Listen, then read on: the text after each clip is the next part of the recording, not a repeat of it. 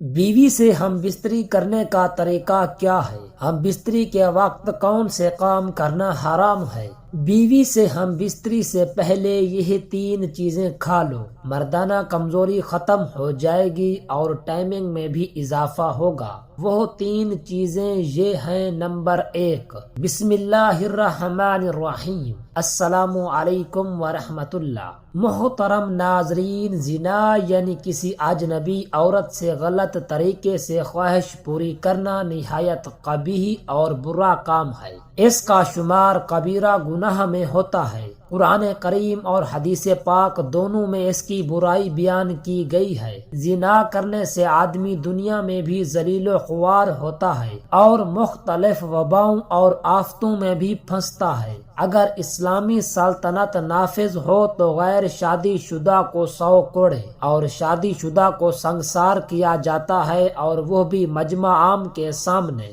تاکہ لوگوں کو اس سے عبرت حاصل ہو۔ جس طرح زنا کرنا حرام ہے، اسی طرح لواطت یعنی لڑکوں سے بدفعلی کرنا یہ زنا سے بھی زیادہ اور برا اور گندا عمل ہے۔ اس فعل بد کی وجہ سے قوم لوط پر بھی عذاب آیا، جس کا تذکرہ قرآن کریم میں بار بار مختلف انداز سے کیا گیا۔ اس کی شرعی سزا تو زنا کی سزا ہے۔ الغرض اس فعل بد پر حدیث پاک میں سخت لعنت وارد ہوئی ہے۔ بیوی سے ہم بستری کرنے کا طریقہ یہ ہے کہ جو وقت تمام شرعی ممانعتوں سے خالی ہو، اس میں اچھی نیتوں یعنی نیک اولاد حاصل کرنے کی نیت کے ساتھ ہم بستری کرے، نہ خود پورا برہنہ ہو اور نہ عورت کو مکمل برہنہ کرے، کہ حدیث پاک میں اس کی ممانعت فرمائی گئی ہے۔ اسلام میں ازدواجی تعلقات کو محبت اور سکون کا ذریعہ قرار دیا گیا ہے،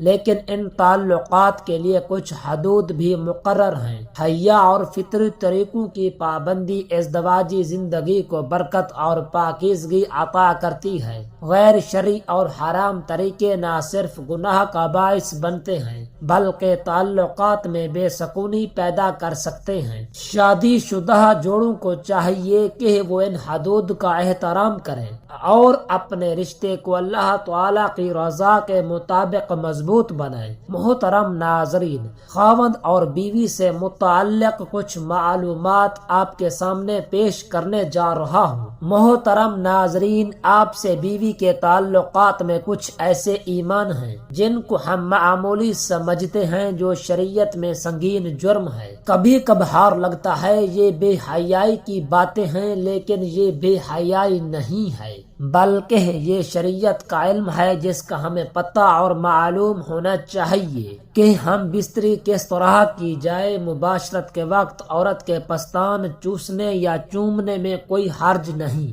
لیکن خیال رہے کہ دودھ حلق میں نہ جائے۔ اگر حلق میں دودھ آ گیا تو فوراً تھوک دے۔ جان بوجھ کر دودھ پینا ناجائز و حرام ہے۔ صحبت کے وقت اپنی بیوی کے پستان منہ میں لینا جائز ہے، بلکہ اچھی نیت سے ہو تو ثواب کی امید ہے۔ ہاں، اگر عورت دودھ والی ہو تو ایسا چوسنا نہ چاہے جس سے دودھ حلق میں چلا جائے، اور اگر منہ میں آ جائے اور حلق میں نہ جانے دے تو کوئی حرج نہیں کہ عورت کا دودھ حرام ہے، نجس نہیں۔ کچھ لوگوں میں یہ غلط فہمی ہے کہ دوران جماع اگر عورت کا دودھ مرد کے منہ میں چلا گیا تو عورت مرد پر حرام ہو جاتی ہے اور خود بخود طلاق واقع ہو جاتی ہے۔ یہ بات غلط ہے، اس کی شریعت میں کوئی اصل نہیں۔ مرد نے اپنی عورت کی چھاتی چوسی تو نکاح میں کوئی خرابی نہ آئی، چاہے دودھ منہ میں آ گیا ہو بلکہ حلق سے اتر گیا ہو، تب بھی نکاح نہ ٹوٹے گا،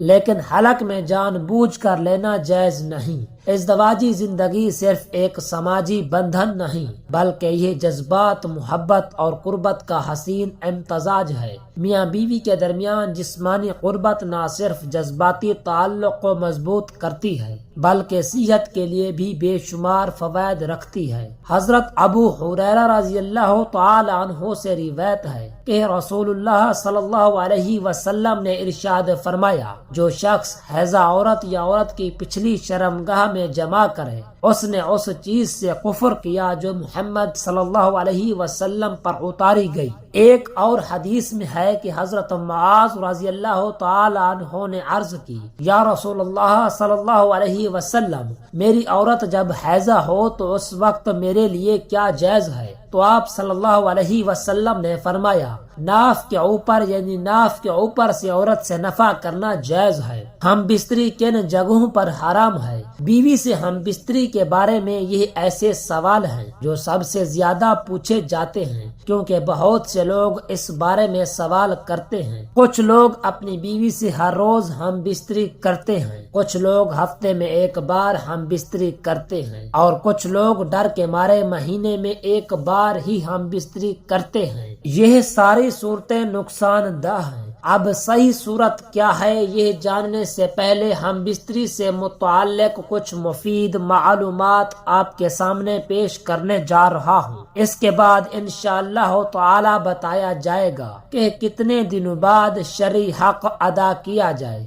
میرے محترم ناظرین، مرد نہ خود پورا برہنہ ہو اور نہ عورت کو مکمل برہنہ کرے کہ حدیث پاک میں اس کی ممانعت فرمائی گئی ہے۔ نیز اس حالت میں نہ منہ قبلہ کی طرف ہو اور نہ پیٹھ قبلہ کی طرف ہو، اور فارغ ہونے کے بعد فوراً جدا نہ ہو، بلکہ عورت کی حاجت پوری ہونے کا بھی لحاظ رکھے۔ ہم بستری میں پہنے ہوئے کپڑے غسل کرنے کے بعد دوبارہ پہننے سے پھر سے غسل کرنا لازم نہیں ہے۔ ہاں، اگر اس کپڑے پر نجاست لگی تھی، اب نہانے کے بعد جب وہ کپڑے پہنے تو نجاست جسم پر لگ گئی تو صرف اس نجاست کو دور کرنا ہوگا۔ ہر مرد اور عورت میں شہوت یکساں نہیں ہوتی، کسی مرد میں شہوت بہت زیادہ اور کسی مرد میں بہت کم ہوتی ہے، اور یہی حال عورتوں کا ہے کہ کسی عورت میں شہوت زیادہ اور کسی عورت میں بہت کم ہوتی ہے۔ جس رات مرد کا ارادہ مباشرت کرنے کا ہو تو وہ اپنی بیوی سے صبح ہی اس کا ذکر کر دے تاکہ وہ اپنے جسم کو پاک و صاف کر لے اور خود کو آراستہ کر لیں۔ بیشتر اطلاع سے عورت پر بھی شوق مباشرت مستور ہو جاتا ہے تو دونوں کو ہم بستری کا پورا لطف و سرور حاصل ہوتا ہے۔ اگر جماع کے وقت پیشاب کا شدید تقاضا نہ ہو تو خواہ مخواہ پیشاب نہ کریں، ورنہ عضو کا انتشار جلد ختم ہو جائے گا۔ مرد و عورت کا ہمیشہ ایک ہی بستر میں سونا ضعف بہا پیدا کرتا ہے۔ کسی غیر کے مکان میں یا کسی ایسی جگہ جہاں اچانک کسی کے آ جانے کا خوف ہو مباشرت نہ کریں۔ ایسی حالت میں لطف مباشرت حاصل نہیں ہوتا اور کمزوری پیدا ہوتی ہے۔ بھرے ہوئے پیٹ کی حالت میں مباشرت کرنے سے انزال جلد ہو جاتا ہے۔ پیشاب زور سے معلوم ہونے کا وقت مباشرت کرنے سے مثانہ اور پیشاب کی نالی میں امراض پیدا ہو جاتے ہیں۔ ان ٹوٹکوں کو مستقل مزاجی سے استعمال کریں اور صحت مند طرز زندگی اپنائیں۔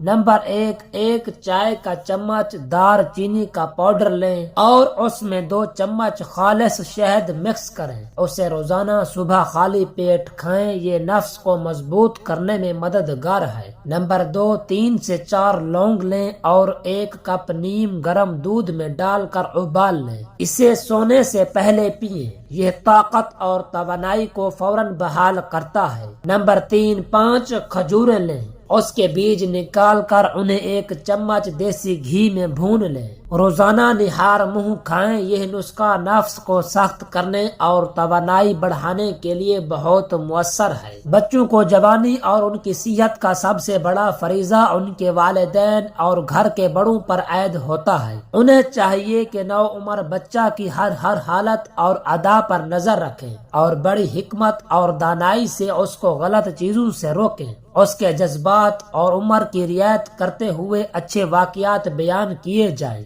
اور بلند ہمت، اونچے حوصلے والے ٹھوس اور تحقیقی کام کرنے کا شوق دلا کر ذہن کو ادھر مشغول رکھا جائے۔ نیز جب خود کوئی اچھا کام کرے یا اچھی مجلسوں میں جائے تو بچے کو بھی ساتھ رکھے تاکہ اس کی برکات اسے بھی نصیب ہوں اور بچپن سے اس کا شوق پیدا ہو اور چسکا پڑے۔ دعا ہے کہ اللہ رب العزت ہم سب کو نیک اور صالح عمل کرنے کی طاقت اور توفیق عطا فرمائے۔ آمین ثم آمین۔